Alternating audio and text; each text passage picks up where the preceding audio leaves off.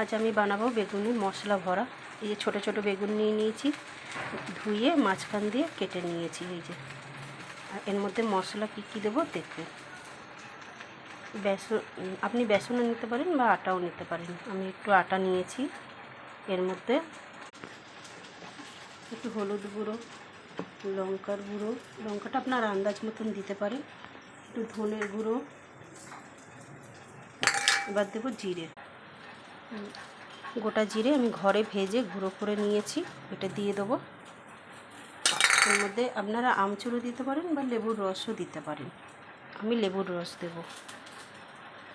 দিয়ে আর মশলাটা ভালো করে মেখে বেগুনে ভরবো, আপনি দেখবেন।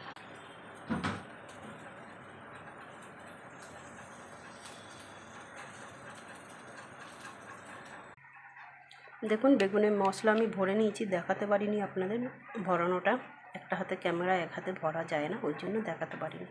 তো এইভাবে আপনারা মাঝখান দিয়ে বেগুনটা কেটে নিয়ে মশলাগুলো এরমভাবে ফাঁক করে আর ঢুকিয়ে দেবেন চেপে চেপে।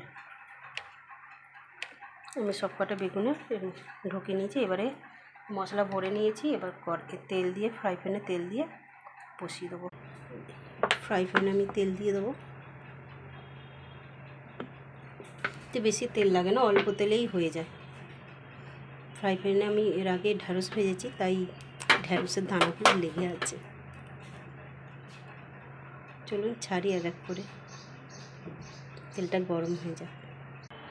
তো বন্ধুরা, আমার এতটা মশলা বেঁচে গেছে, তাই আমার দুটো পটল আমি এইভাবে চেঁচে নিয়েছি, খোলা ছাড়াইনি, কারণ এর মধ্যেও আমি মশলা ভরবো। এতটা মশলা বেঁচেছে, ওর জন্য এই দুটো পটলেও আমি মশলা ভরে নেব। চলুন, তো পটলে আমি মশলা এরকম ভরে নিয়েছি, আর বেগুনগুলো আমার মশলা ভরা হয়ে গেছে। এবার তেলও গরম হয়ে গেছে। এই যে তেল গরম হয়ে গেছে আমার, এবার আমি এক এক করে ছাড়ব। তো এইভাবে আমি সবকটা ছেড়ে নিলাম, দিয়ে ঢাকা দিয়ে দেবো। এটা স্লো আছে, আস্তে আস্তে হবে। বেগুনগুলোকে এবারে আস্তে আস্তে এইভাবে উল্টে উল্টে দেবো সবকটা।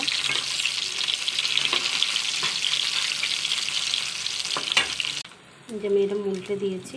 বেগুন যখন ভাজবেন, হালকা অল্প অল্প এরকম জল ছিটিয়ে ঢাকা দিয়ে দেবেন। দেখুন বেগুন আমার মশলা ভরা রেডি।